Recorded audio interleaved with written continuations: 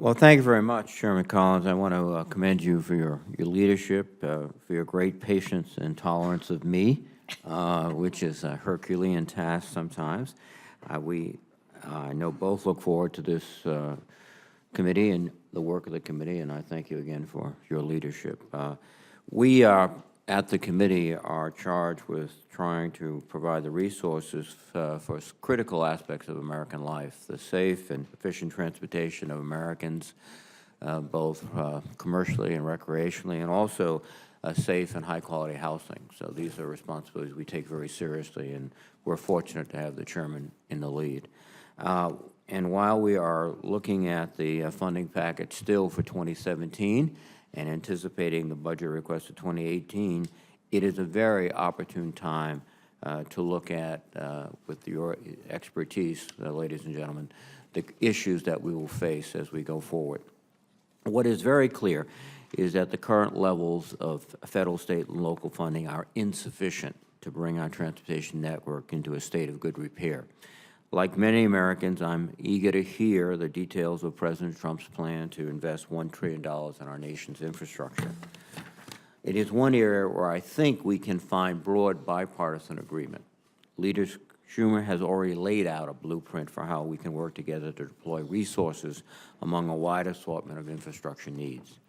Certainly, we have the mechanisms in place through the Highway Trust Fund, the Airport Improvement Program, the Tiger Grant Program, New Starts, and other programs to make smart, bold investments in transportation projects across the country, not to mention addressing needs in other areas, including affordable housing, water infrastructure, and school facilities. What I hope we don't see from the administration is a plan built around massive tax incentives for private investors. This approach won't fix our crumbling roads, replace lead water pipes, or build new schools without placing a huge financial burden on average Americans. Those types of deals just don't pencil out in rural communities, and as a result, I'm afraid that those communities might be left behind. I also hope that the Trump administration doesn't attempt to solve our infrastructure problems on the cheap. When we crafted the last Surface Transportation Authorization Bill, our counterparts in the House restricted investments in our transportation infrastructure, barely providing more than an inflation adjustment. If we're going to make real progress, we must do more, much more. And that's why I'm also deeply concerned about the budget plan that was recently outlined by OMB Director Mulvaney. If we adhere to the steep budget cuts that the administration is contemplating for non-defense discretionary funding, it will be impossible to sustain even today's funding levels for critical infrastructure programs such as Tiger, rail safety, Amtrak, and transit capital investment grants. The fact is that we can't take $54 billion in cuts to non-defense programs without doing significant harm to the sustainability and safety of our transportation network. Even if the administration completely eliminated its favorite target, the EPA, another $46 billion in cuts to the budget would still be needed to be made. As we consider where funding is needed, here is what's at stake according to the Department of Transportation's most recent Conditions and Performance Report. We are facing an $800 billion maintenance backlog on the federal aid highway system, a $123 billion maintenance backlog for structurally deficient bridges, worsening traffic.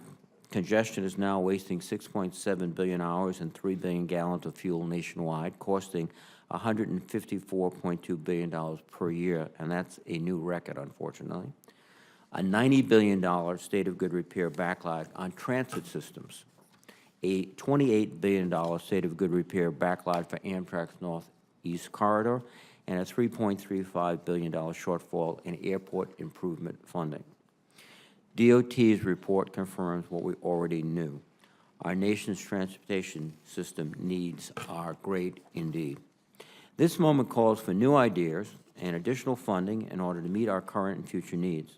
This moment, again, beckons us to build our economy for the future and to create good-paying jobs today.